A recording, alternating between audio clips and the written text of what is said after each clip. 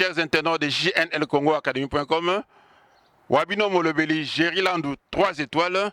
Nazali sous devant Bino Lelo, pendant que Yepsebinote. Tozali ko keniko kutanana journaliste patriote Eliezer Tambwe, ndenge moko linga babenga azali awa en Europe pe eloko penda to kutana zali parce que azali na projet munene ya kosala chaîne ya télévision tokomi wapi.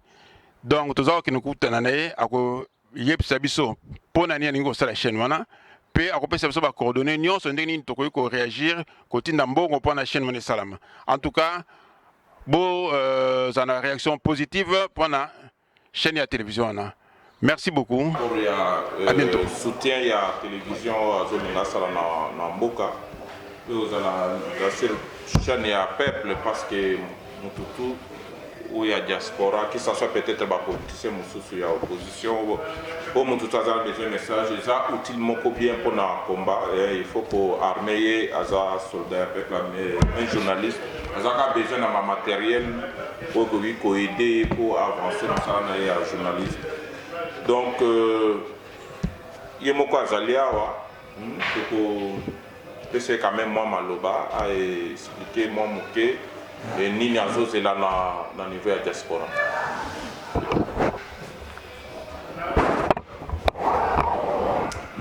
Merci beaucoup.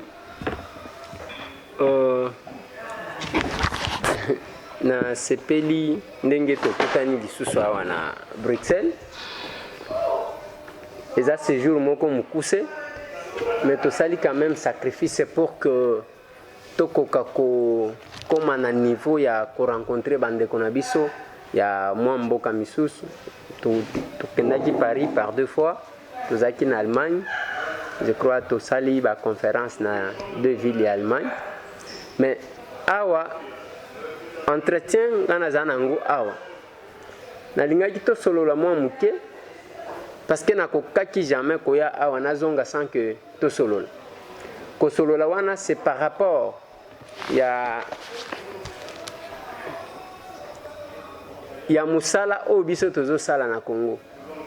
Musala wana oyo bato bazali ko confondre par moment balingi bamemisa biso mukumba oyo eleki biso na poids. Musala tosalaka toza ba journaliste mais ngana za différent na bapanzi sango yango ngana za mwana mukolo lupango mopanzi sango aza mutu nini asuki kaka moni likambu asuki alobeli wana c'est tout. Mais ngana kendaka au-delà parce que j'en ai aussi droit en tant que Congolais. Na kosa la commentaire nanga ainsi de suite. Mais koya nangai awa na sepeli d'abord makasi parce que nakutani na bino nyonso quelle que soit ba tendance oyo ngana kutaki na sepeli makasi parce que eloko eleki lobi na Paris et sepeli singa makasi. Tangu na lobi na bandeko ke tokende tokutana ngana bengaki bato pona lobaki na bandeko ke na lingine na kutana na bandeko na ngani nyonso tout ça makambo a tendance parce que loko a tendance wana il faut totika kango na se tozi Congo totie likolo mais na diaspora na yeko kuta na kutaki makambo misusu oyo zomona neti culte de personnalité oyo lobinga na zamutu ya oyo non nandimite ke bobanda komba pona kozala mutu ya oyo bobanda komba na bino ngana zalaki na bino te ezalaki pona Congo. Au moins na moi entretien na sali na bato même ba interview vous trouvez que point oyo ezalaki ke combat et se créer na diaspora ezalaki pona likambo ya Congo et non pona likambo ya un individu mutu moko te oyo soki andenge nini.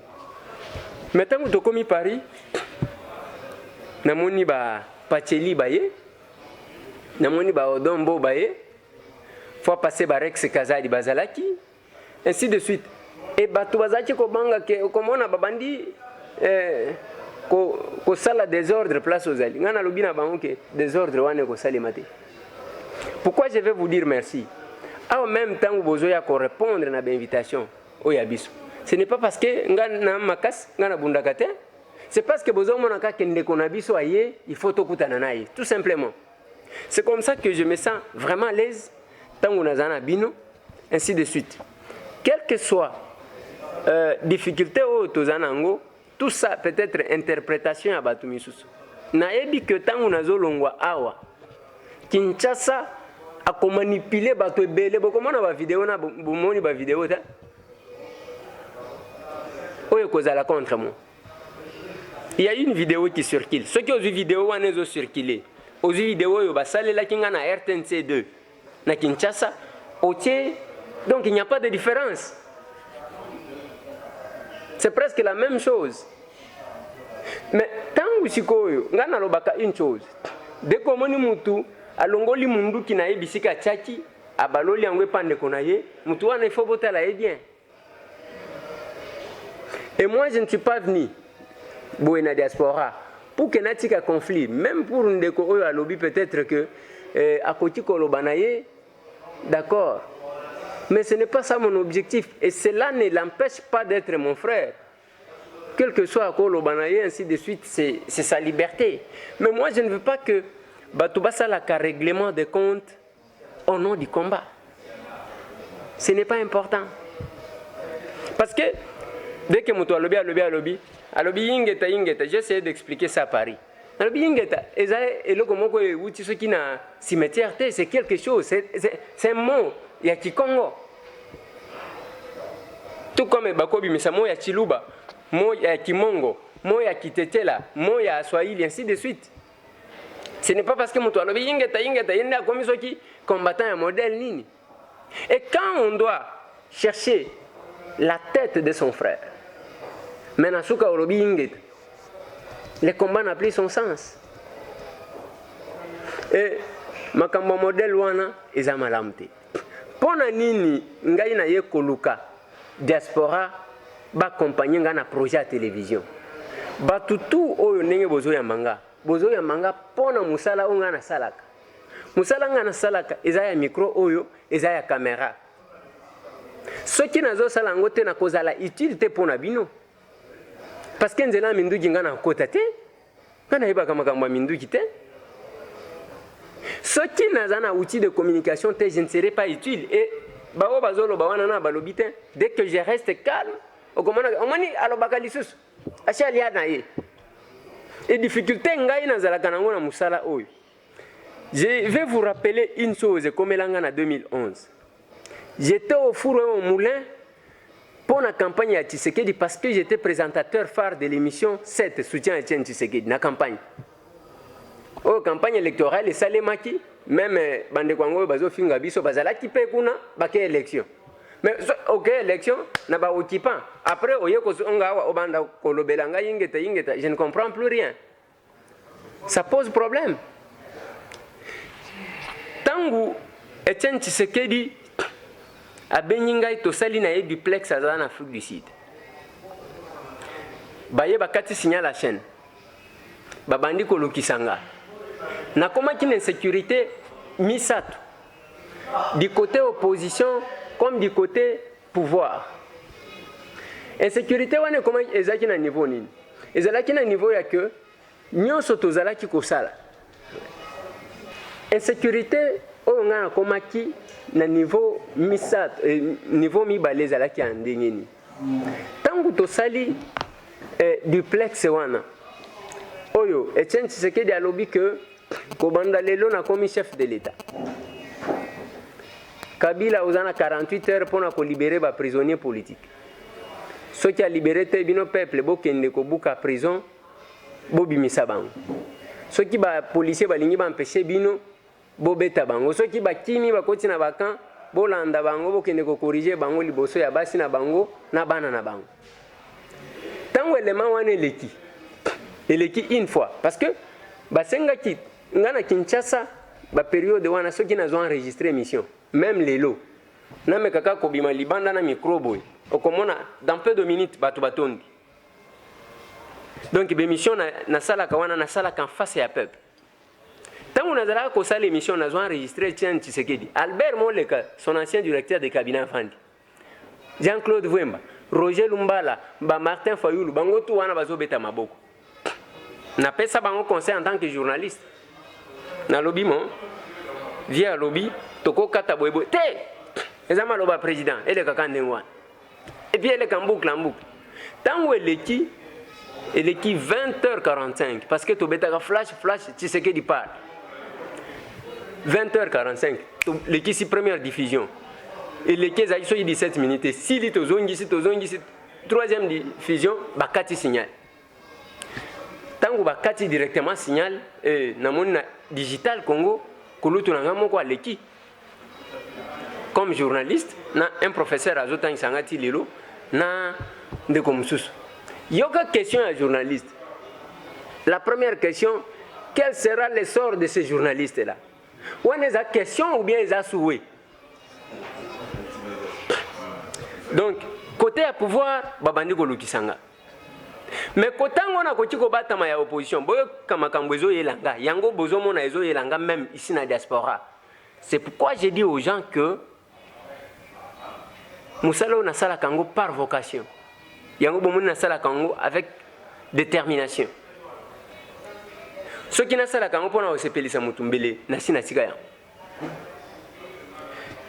Maintenant l'opposition est divisée. Bande comme so balobi Eliezer va payer 2 millions de dollars. Azui mutu moko imité voya Tshisekedi. Mutu wana lobaki za Tshisekedi te. Bango pe bandi ko lukanga. Mutu linyara Tshisekedi biso pouvoir yo. Bamuso balobi te. Voa wana zaki ya Tshisekedi. Mais Eliezer va payer 2 millions de dollars pour qu'il pose vie ba question moko à makasi. Hein? Comme ça via kweya a sopana ndenga sopani wana. Donc ngai wana na komi na niveau ya ko détourner Tshisekedi même na pensée na ye. Tout ça l'émission na bandeko bango ya. Ce sont mes frères. Na poser bango ba question librement ngana tuna kamituna oyo ezana kati ya population pour que muto répondre. Muto so ki aza convaincu na makambo zoloba ako répondre à l'aise, c'est tout. Lobi na sali émission na Odon. Na salle émission na Pacheli et nous surtout wana je pose des questions bato bazo mituna ba yeba sens ya combat ya bande ko na biso zanini est-ce que bazaka ba voyou ba sans papier ba meliadiamba ainsi de suite image ba bamba bang c'est ça l'objectif. Maintenant ba tendance mi balé wana ba bandi kolanda tango bazo landa oyo côté opposition bazakuna côté majorité bazakuna bazo lukanga nakenda ko batam na sala soki combien de jours jusqu'à ce que j'ai senti que ndeko moko abenyinga que a eu contact na ambassade de Suède pour me protéger tena yeko bim donc biloko wana yela kanga mingi il suffit seulement otuni ndenge to sala ki bemission na ba boke tu na ba Henri to sali o sali émission otuni mutuna omoni mituna wana eza mission ayelaki aye ko accomplir mission. Maintenant ça journaliste musala nanga skwezani. Olobika kana tikelo micro na là je suis quoi? C'est ça le problème otozanango. Maintenant ba vérité wana oyo boyebelinga nango. Oto salaka pona ko sunga mboka, pona ko sunga bandeko na biso ba yeba qu'est-ce qui se passe? Parce que je dois souligner ici que ngana journaliste chef de quartier hein. Vandi kana Kinshasa okiema makala. Allez, okeboy. Tellement que comment qui journaliste en comment soki ndenge nini il suffit seulement muto azu micro a telemi wana lobi allez a comme peu journaliste bon mais yeko coïncider que na yeko ya na invitation o ba inviter kinga na conclave je n'ai eu que 15 jours na lobi na profiter na lancer appel soki bande konanga ya diaspora bakoti ko accompagner nga na démarche o ya kena fongo la chaîne de télévision parce que nde yanga munduki o nyonso na koji kosala sans média na kosala ngote ndena yaki ko lancer appel wana na sengi na bande ko ba accompagner et na michaki na niveau moko ya likolo que je ne savais même pas que à part peut-être manipulation oyo sentir que ezo uta quelque part je ne pensais pas que ekobimisata mutu moko akoloba contre nga pona nini du moins ezaka na biloko mibale soit oza congolais soit oza congolais te soit oza na souci mboka soit oza na souci mboka te. Je vais vous donner un exemple na ken Allemagne c'était na ville nini Leverkusen na ye wana to sali conférence l'équipe bien na bato ya pareko na bato ça y est sur l'internet na bato tout baye wana batuninga mituna nalobi na bango ke nga nazalaka na baquestion tabou te même sur ma vie privée vous pouvez poser nazomona eloko nazobomba te tosali conférence eleki bien na nsima bato batuni mituna. Il y a eu un papa je crois apesaki nga kombo moko boye soki lisu polele quelque chose comme ça atelemi à émettre ba point de vue na ye ba crainte ya que les leçons qui aux na chaîne de télévision kuna eko fonctionner te ba kokanga nde makambo batu nyonso bazoloba aw na suka koloba apesinga magazine na bango ya du pat nalobaki na bango ke au lieu ya kobenga nga ndeko Eliezer toyoki ke yo pe basombeli o jeep je suis venu dans la diaspora o azana mutuka apesanga o azana mutuka apesanga mabe moko ezate. Donc eza demande na formulé yango te na Congo j'ai préféré koya ko bandela yango awa batu baloba te. Moi je compte sur vous pour que tu réussir le projet parce que même temps mutu wana zoloba d'abord c'est un dédain vis-à-vis de la diaspora. Il y a comme on a que non Moïse Katumbi a pêché 150 000 mais ceux qui ont la même vidéo tant oiseau salang ils ont net oiseau tang a pêché 150 000 oiseau ya couvrir en awa. Donc c'est comme pour dire autrement que la diaspora n'est pas en mesure de me donner cet argent. -tokomiwapi.com sur côté na site wana ba détail les na kati résumé à projet qui est l'initiateur de projet. L'objectif c'est quoi, ainsi de suite. Les données techniques, on va encore développer ça après. Là c'était juste pour tout d'abord Kocha ba coordonnées bancaires nakati. Tout ça dans le système il y a PayPal. Ok mutu akoki Kocha quelque chose banda ya muketi na likolo na PayPal, on peut souscrire pour par exemple 10 € chaque mois automatiquement et kotaka kuna dans na PayPal. Au côté, au moment faire un don, au fini na faire un don, au Kiti, il y a des renseignements.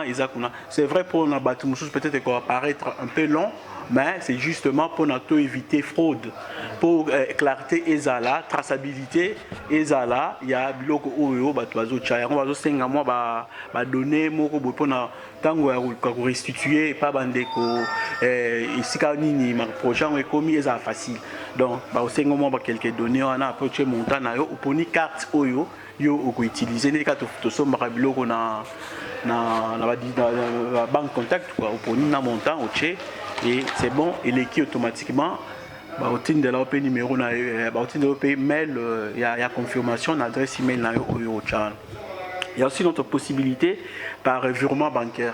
Compte mon copé Ezawana, Eza compte mon ko ya Kinshasa, où Eza ya entreprise to Komiwapi, hein, ya projet ni ya to Komiwapi où ya Kinshasa, compte toi Ezawana, bu chepe na compte, so peut chepe na compte dès que komi yep système ezali salami de façon que y pas eu SMS na téléphone na que 20 € et tu bakisama na compte. À mon yango à noter qu'à vérifier puis à mon exactement 20 € et bakisani. Donc voilà, ainsi de suite. Donc possibilité on ezali. Troisième possibilité est continuité mais tous autres yango en place ezali système ya compte Western Union. Et compte à Western Union au fungola on kaka so ezali personne morale.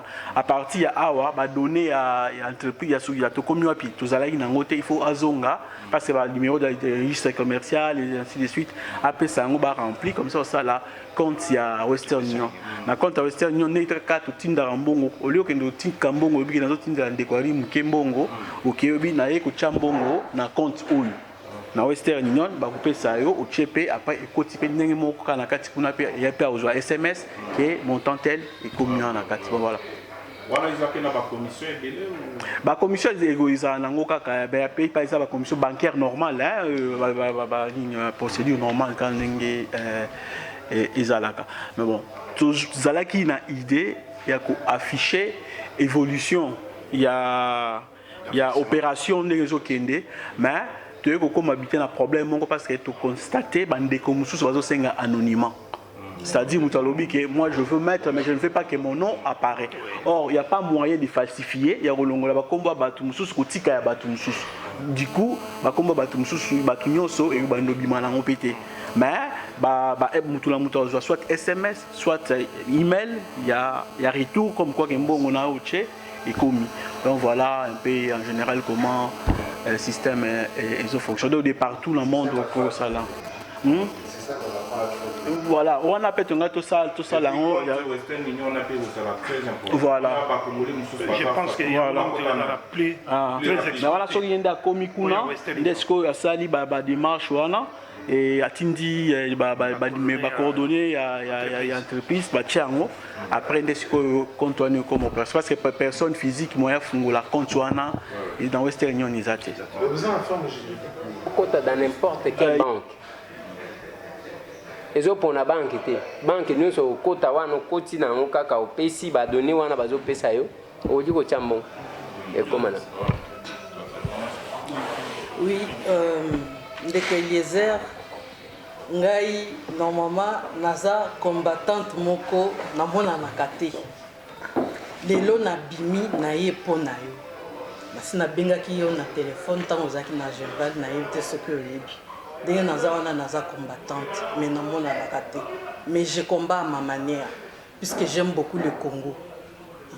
Bitumba ozobunda ya Congo eza bitumba makasi mais na ye awa par rapport ya bapropos obtenir nalingi kopesa encouragement kobese bras na yo te mpo bolingo olakisi eza na bakongole ebele te nayebi te ebele ntango bakoyoka maloba nazoloba bakosepela te me naza kuna te biso toza bana Congo tozolinga kokufa mpo na Congo nauti kosala 3 ans ya assistance sociale na l'EOS awa na Bruxelles juste pour na projet wana na tie en marche opération Coltan pour l'amour du Congo. Donc bamakambo uti koloba bapasi na yoki yango na yebi yango ndeko Eliezer toza na peuple moko na kati na biso so tolandi histoire soki tolobi tolanda histoire wana ndenge ezalaka na ba obstacle ozokutana na vie na yo ndeko Eliezer soki obese bras peut-être tokozwa journaliste mosusu neti yo te nazoloba ngo avoir le fait que oza journaliste moko rare pour le Congo naza ko flatter yo te tant toza nango eza tant lisusu ya distraction te na bato mosusu o lemsu moto wana asalelo video ye pa ke da lemsu élection kuna na Congo na 2006-2011 on ne peut pas jouer avec les gens ndeko zawa nazoyebisa ngo na nkombo ba makila ya bakoko na biso iyo ke Congolais ko tellement le kana micro na yebe avandi boye ou bien melini ni agigeur iyo aucun ba faire attention parce que la parole ça voit mais les écritures restent ba YouTube ya nezotikala ba vidéo tout bazo salala eza kotikala lobby na Congo peuple congolais va juger bango lemsu bazomona peuple congolais za zoba peuple moko za ndenge wana eza lemsu bazomona ba diaspora o basala ka vidéo te bavanda ba silence na ndako bamona bango bazoba mais bato mususu aba bazala ba l'hôpital likola mabele ya Congo wana ndeko Eliezer o risquer vie na yo tout oza kosala on a droit na Congo ya kosala interview et puis ndeko wana zoleka est-ce basengi mbongo est-ce que nous avons plus de 10 millions de Congolais libanda tu as besoin na ye atira biso 1 euro est-ce qu'il y a dans mon centre koleka yo est-ce que si ba mona photo na moni tozuka unité na kati ya combat des autres nga d'abord erna moni babilo kwana esalinga son malinga ikutu ata bana na ngaba mona ngotenga bino bilo mususu bato bazana esengo ya komona ndeko Eliezer na diaspora koya koyokisa diaspora soni omone parfois bilo kwana ezoleka entre biso awa bato ba comprendre entre nous mais ce qui est commis na mopaya ezosala soni na éviter bon ngai na obenga ngote surtout waya mbalobi ke ba congolais mais eza ba congolais nyonso te parce que ba congolais pe ya o bazo raisonner oyo ba sepeli na makambo wana te baza ebele o ba beninga o ba komi na ba Facebook ba sepelité na kosenga kaka o bazaki toucher na likambo wana o basaleli ndeko Eliezer message wana en tout cas na kosenga bolimbisi parce que na yokai ba muso balobi ba komia na sende ko na ba kobeta ina azo le ka na porte na mi balobi ba kobeta mais et comme na niveau na parce que ndeko Eliezer ye moko alobi alimbisi ye nokola ye alimbisi ye alingite ke simanaye pona ye et comme ba congolais ba se diviser tous ala toujours unis parce que tous ana mboka moko munene tous ana problème continent ya makasi o tozo luka libération ya mboka na biso na tsir bande ko na biso ba uti Hollande na ba ndo luka ba yebi koto te ba komi o baza na soutien bolandi de ko na biso Richard ndenga expliquer compte ya Western Union et ko fungama compte bancaire et numéro ya ndeko Eliezer eza sur internet mututu il faut to landela il y a zali symbole ya lit ya peuple wana waza meurtri nde loko surtout biso to yambi ba politicien bato ba yakebela to yambaka bango te surtout la to yambi ndeko Eliezer ezali to mona capacité oazo souffrir na mboka wana et biso to zo place biso to zo quand même chance ya ozala na niveau ya diaspora ye atikali kuna azobunda dans la vérité azobunda bato il faut pas comprendre musala un journaliste ce journaliste akutani na bato ya pouvoir akoposer ba question biso koto to mituna à travers ndeko Eliezer na landa ba interview mususa tuna bato ya ngambo ya pouvoir na fungola maye na partie ya ba réponse na bango c'est tout comme yeso ka yepe na diaspora basalir biso mingi na niveau ya Congo que toza ba combattants ce sont des voyous ce sont des sans-papiers il fallait dire que aya tuna ba mituna na nyonso pour que bande ko baza na kati ya Congo ba yoka ba réponse na biso bato babenga ebele oyambo bakanga Canal King bakanga chaîne ya catholique bakanga chaîne so ya Roger Lumbala bakangi ba chaîne ebele est-ce que ba politicien na ari du politique kanambe na mende bakotika ndeko Eliezer afungula chaîne non chaîne ya ndeko Eliezer asali yango pona avenir à Congo ekoki ko nécessaire zo mbongo na ba matériel na ye akoki ko tsango lobby akoki ko sala ngo pe après nécessaire azwa li foot na ye bénédiction au peuple congolais bombela ki ye asala ngo te bakanga te notre problème ya linde azwa ndako na ye na commune Kisasa na Lingwala na chaîne na télévision soki akosala ngo après libération on est allé ndeko Eliezer na terrain kuna nécessaire depuis Congo et banda peuple congolais balakisa na bolingo te to banana bolingo liboso na ndeko Eliezer to mona bina ki oui ndeko Eliezer abi merci ba diaspora mbongo elekaka sali 1,5 million bongo suko apekisi yo bunda na terrain bapekisi yo bunda awa parce que congolais to azotuna wayambo ta on a expliqué bango ezande boye do peuple moko rezona ga pour tout ça, premièrement, les Congolais. Personnellement, dans le bas, les Congolais ont nyonso à Osala Moussala pour à vivre bien, pour l'intérêt. Les Congolais nyonso pour wana pour nous supporter. Donc, Yangwana na se sacrifié na uti Hollande, na awa justement pour nous soutien nanga, pour nous encourager ndeko kende liboso, pour nous participer comment on a épé pour avoir des informations directes pour vivre dans la rumeur. Donc c'est ça, c'est tout. Oyo, bango babi conscience na bango eza eloko ni zotinda bango baloba wana. Omoni. Soutien na biso epai na yo peuple congolais na peuple ya diaspora ezali pona bonheur ya biso moko ba congolais. Eza pona Congo. Matériel oyo nyonso kozwa chaîne oyo eza na projet na pays le Kanaki eza na intérêt na biso moko. Donc c'est comme si je te faisais pas cadeau, je te donnais pas de l'argent, mais c'est comme si je me donnais l'argent pour moi-même. Donc oyo bazako lo ba gauche droite bazako polémiquer parce qu'ils en ont l'habitude, il y a pas de distraction, biso dans une distraction. Donc nous avons dit même pour la question du Congo, pour libérer le Congo, ça ne demande pas 100 000 ou 3 000 ou 1 millier de personnes. Non, pour libérer ces pays-là, même à 5, 3, 4, 6 personnes, tu peux libérer Mboka. Donc, nous aux alliés, et je m'adresse plus précisément au gouvernement de Kinshasa. N'essayez pas de malmener cet homme. N'essayez pas de recommencer ce que vous faites aux autres et de malmener Ndeko Eliezer. Boye Bayango bien, vous êtes assis sur une branche d'arbre qui est déjà presque coupée. Dans les 3, 4, 5 mois qui vont arriver, Boye Baké, vous allez tomber. Boko Kita. La chaîne qui va installer au pays, c'est pour les Congolais et ça doit fonctionner et ça doit rester là. Donc, vous avez essayé une fois de suspendre l'Internet. Donnez-moi la suite. Qu'est-ce qui s'est passé après? Quand les jeunes gens sont sortis pour manifester le 19, le 20, le 21. Vous avez tout suspendu. L'Internet, la téléphonie, tout ça. Qu'est-ce qui s'est passé après?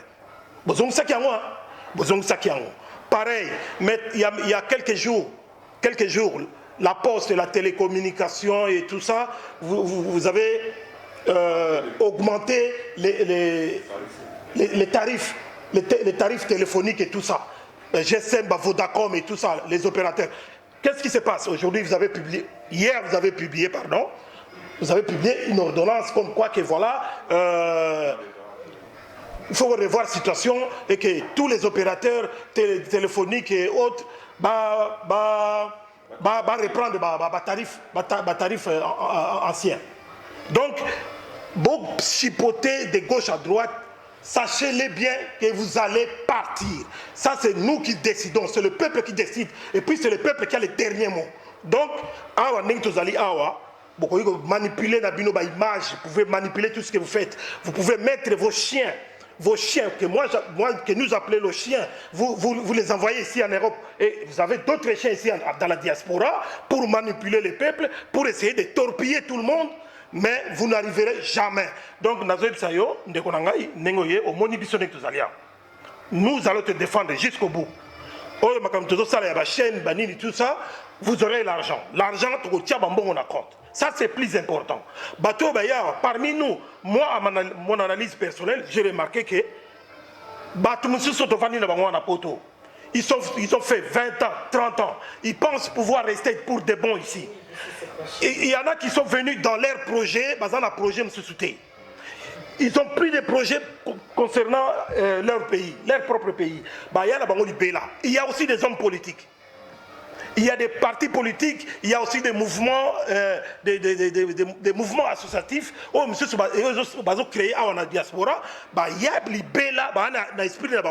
Ils sont venus pour des bons. Alors, ils veulent nous empêcher de retourner au pays. Le cas de la personne, parce que moi je le connais la personne. Pour Bisoto Yeba, Ayawa, tu n'as pas Bisoto question, Bisoto répondre. À Sali quand même tour il y a Europe, moi je suis à Kendaki Allemagne, peut-être au Comaki Hollande, au Comaki Hollande, ouais. Donc à ceux qui n'a 3 pays, Belgique, France, Allemagne, ayo qui ba Congolais. Nasir yo o se faire idée ya combat na biso. Oyo ba salir kuna, ba salir image na biso parfois moko to bundi awa mais. Yo ko koma pe kuna to ko senga yo oyoki idée okutani kaka na ba combattante okutani na diaspora bande ko mususu ba ya bazaka na politique te ezali peuple oyoki couche nyonso ya population na niveau ya diaspora. Oyoki souwe na biso to ko senga yo même koleka kuna na ba chaîne po na yebi ke babandi déjà diabolisation mais eza na ba chaîne o ba ko yamba yo ba ye ba tourner na yo sali quand même na Europe. Tokosenga yo pe olobela komba oyo olobela ke bandeko o bazo salir okutani na bandeko moni ba voyouté moni ba bandité moko pe ezoyo kisanga imo apasi pona nini ndenge nini bato bazoyoka ka souci ya matériel bazoyoka souci na nga te falaki babanda koloba ke lokola yo mpe oza na kati ya Congo wana okokufa autant que nga naza na Congo. Chaîne de télévision nanga na chaîne de télévision nous allons nous exposer ensemble. Problème est tokosa la chaîne de télévision na landi même de Congo wana lobby sans maîtrise ya makambu par rapport à la fermeture de la chaîne. Il faut tout na babisoti. RLTV ya Roger Lumbala bakanga ngo combien de fois bafongola ngo combien de fois. C'est pour autant que biso tosala musala te tosala musala kaka ozomona musala ezali ko continuer wana eza problème te biso tozwa ka ndenge wayamba uti koloba wana tozwa matériel ya kofongola chaîne de télévision. Pas question d'abord ya kotuna est-ce que tunana nous pona santé nanga est-ce. Merci.